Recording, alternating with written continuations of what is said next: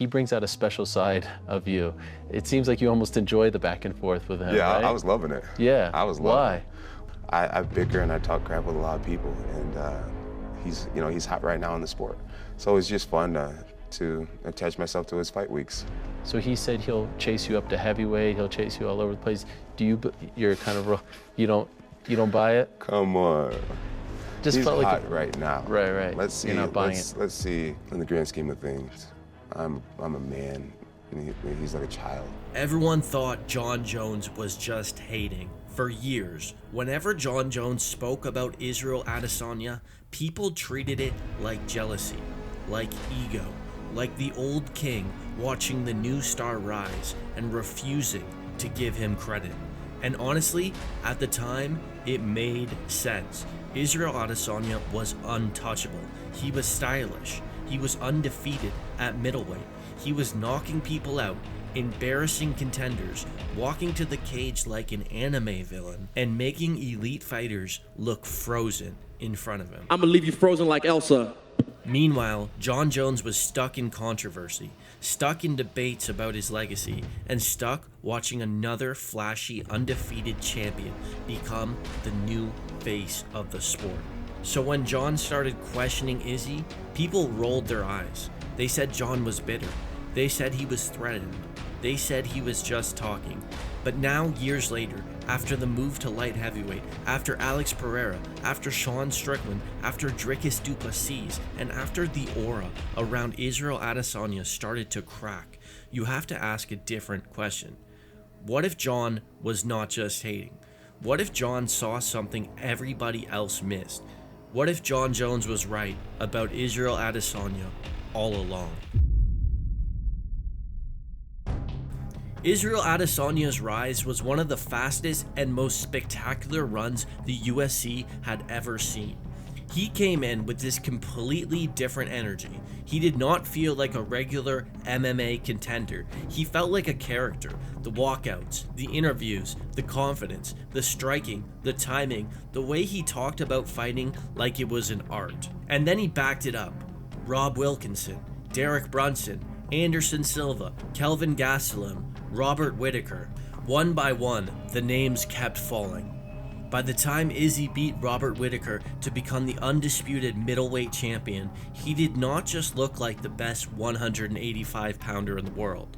He looked like the future of the entire sport.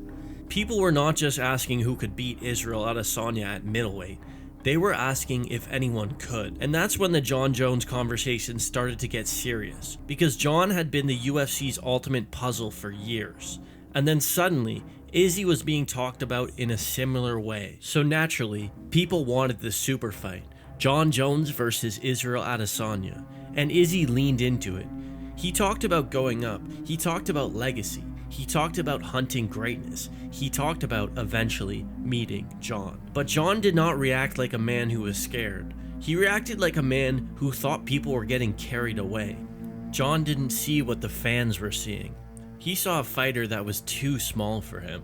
He saw a fighter whose grappling hadn't been tested, and he saw a fighter who had become way too overconfident in himself. When you and him started going after it, you and Jon Jones started going after it on Instagram, I was like, oh no. He sees me like the new freshman, getting all the shine, getting all the hype. And I was looking across and I could see Raider Stadium being built.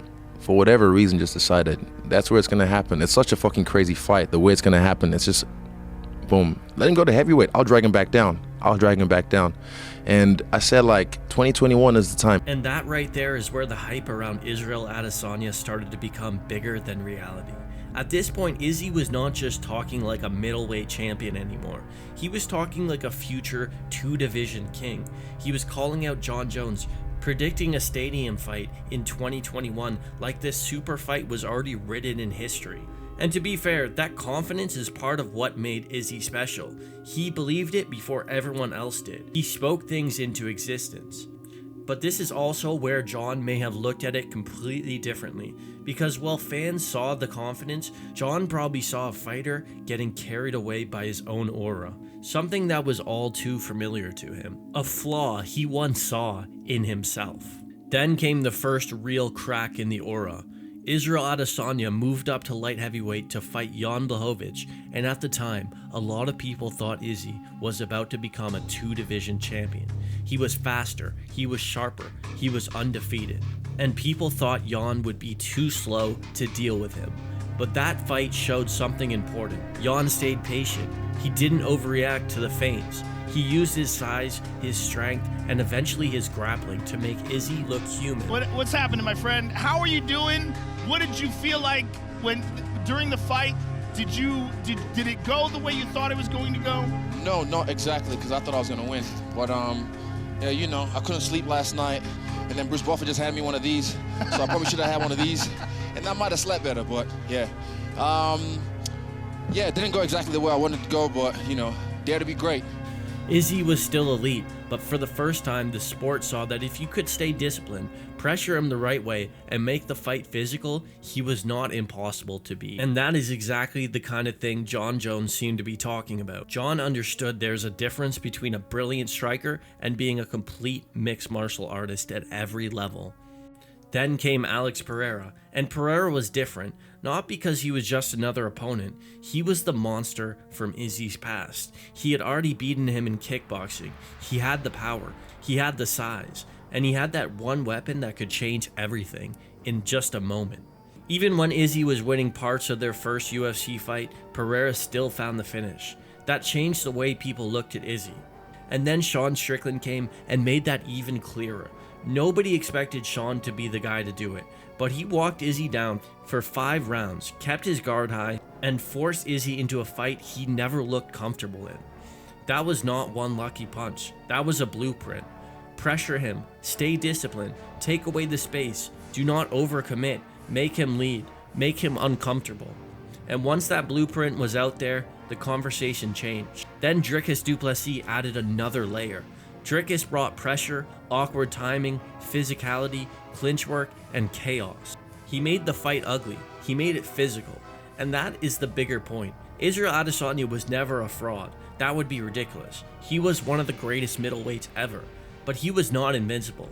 And looking back, Jon Jones saw that before everyone else wanted to admit it. Yeah. Do you see your paths ever crossing later down the line? No, I don't think so. I don't think Izzy wants to fight me. If he did, he'd take the opportunity. I don't think we're going to fight. Eventually, I will be a heavyweight, and yeah, I don't think the fight's going to happen. Jon knew what happens when the sport studies you. He knew what happens when everyone spends years looking for your holes, and he knew that being great in one area is not the same as being unbeatable everywhere. So maybe Jon was not jealous. Maybe he wasn't just hating. Maybe he looked at Izzy and saw the same thing champions always see before the fans do. The warning signs, the blueprint, the aura starting to crack. People thought Jon Jones was just talking trash, but maybe he was right about Israel Adesanya all along.